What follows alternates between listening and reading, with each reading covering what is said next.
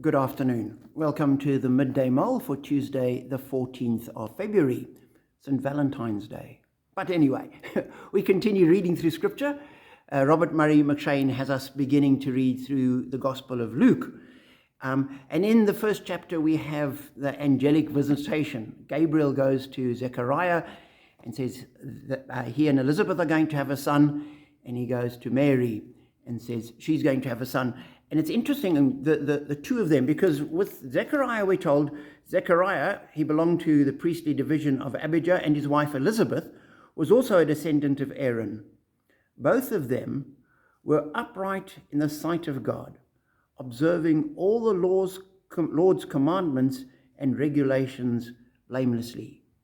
So we're told quite clearly that Zechariah and Elizabeth were upright.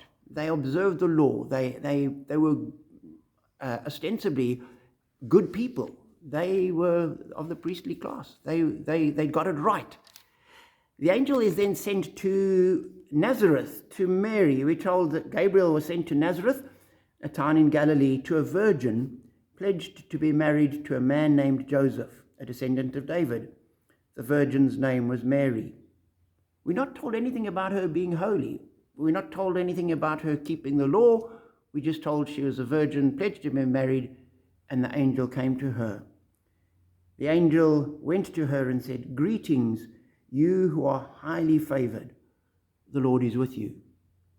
And as I read that today, again, it struck me. He didn't say, "Greetings, you who are particularly holy.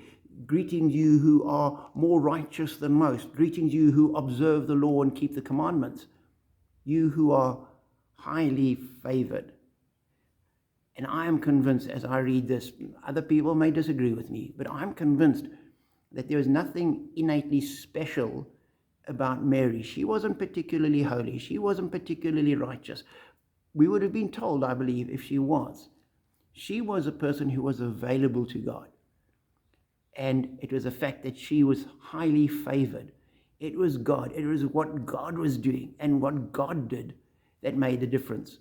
What she ended up having to do is to say, as she does at the end, "I am the Lord's servant," Mary said. "May it be to me as you have said." I'm prepared to do what God wants me to do. And God will come to us if we're prepared to do what God wants us to do. And he will say, "Greetings, you who are highly favored." Not that we're holy or better than anybody or most righteous or anything.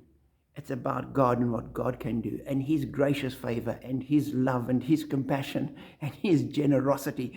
It's about God. And we just got to say, God, work in us. In the same way that you worked through Zechariah and Elizabeth, the same way that you worked through Mary, work through us. We're not worthy of it. We don't deserve it. We can't claim it, but we trust that you will use us. And he does. And that is a great blessing.